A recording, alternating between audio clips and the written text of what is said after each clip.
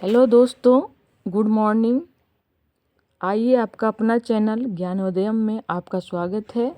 आज हम स्टार्ट करने जा रहे हैं इतिहास का बहुत ही महत्वपूर्ण टॉपिक 1857 की क्रांति में बिहार की भूमिका।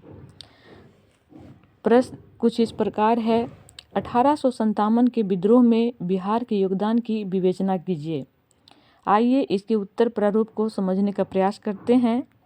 देश के अन्य भागों की तरह बिहार में भी ब्रिटिश सरकार की सामाजिक, आर्थिक, राजनीतिक, धार्मिक नीतियों से असंतोष व्याप्त था।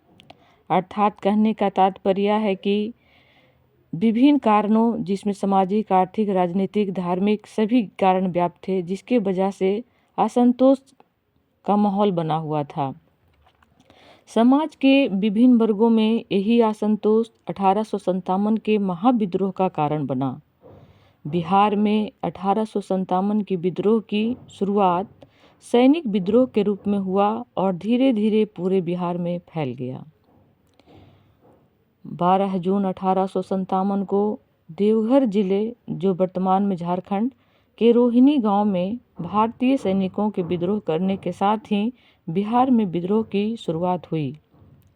रोहिणी में 32वीं इन्फेंट्री रेजिमेंट की एक कंपनी की मुख्यालय थी। यहाँ भारतीय सैनिकों ने लेस्ली और ग्रांट को गोली मारकर हत्या कर दी। विद्रोह के बाद रेजिमेंट का मुख्यालय रोहिणी से हटाकर भागलपुर कर दिया। अब आप यहाँ क्या कर सकते हैं कि बिहार का एक मैप बनाकर बिहार में हुए 1857 का क्षेत्र को दिखा सकते हैं। जैसा कि हमने अपने कॉपी में दिखाया है, आप लोग भी दिखा सकते हैं। इसे जूम करके देख लें। आगे बढ़ते हैं। पटना में विद्रोह 3 जुलाई 1857 को पटना सिटी में पीर अली के नेतृत्व में विद्रोह हुआ। अफीम व्यापार एजेंट लॉयल मारा गया। पटना के कमिश्नर टेलर विद्रोह के दमन हेतु कठोर कार्रवाई की। सभी चीज़ों को हम पॉइंट वाइज बोल रहे हैं, इसलिए जहां हम रुकेंगे वहां पॉइंट समाप्त हो जाएगा, ऐसा आप समझ लेंगे। जिसमें 36 व्यक्तियों की गिरफ्तारी तथा 16 व्यक्तियों को फांसी की सजा हुई। अगला 25 जुलाई 1857 को दानापुर के सैनिकों ने शाहाबाद पहुंचकर बाबू कुंवर सिंह को अपना नेता घोषित किया, जिससे अंग्रेजों के मन में भय उत्पन्न हो गया। नेक्स्ट, शाहाबाद, द्वारा आरा को ही शाहाबाद कहा जाता था।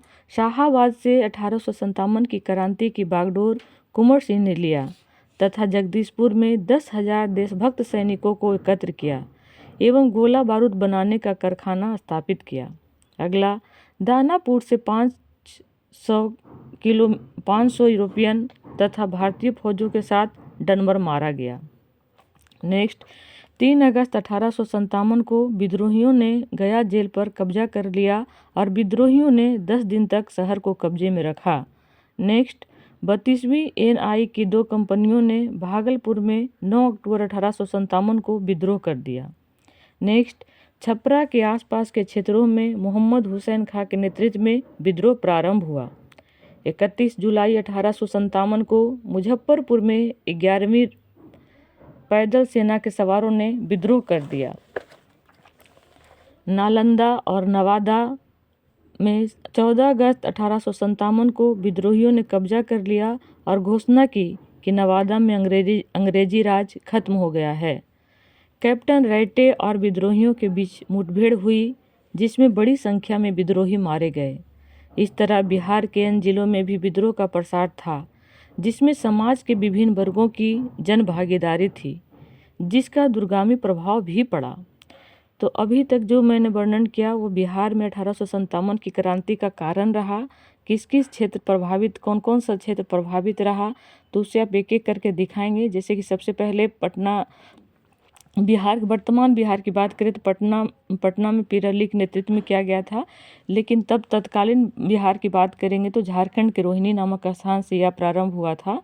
अब आगे चलते हैं कि इसका प्रभाव क्या रहा, अर्थात बिहार में 1857 की क्रांति का प्रभाव क्या रहा, इसे एक एक करके समझने का प्रयास करेंगे। पहला है कि कुछ समय के लिए बिहार के विभिन्न जिलों से ब्रिटिश सरकार का अस्तित्व के लिए खतरा पैदा हो गया। दूसरा, सामंतवादी ढांचा चरमरा गया, जिसे बाद में पुनः स्थापित नहीं किया जा सका।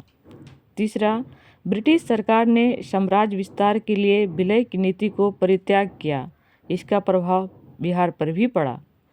बिहार में ब्रिटिश साम्राज्य का कमान ईस्ट इंडिया कंपनी के हाथों से निकलकर ब्रिटिश सरकार के हाथ में आ गया। 1857 का महाविद्रोह ने बिहार के लोगों में देशभक्ति एवं स्वाधीनता की भावना उत्पन्न की थी। यही स्वाधीनता और देशभक्ति कालांतर में अन्य आंदोलनों में देखा गया।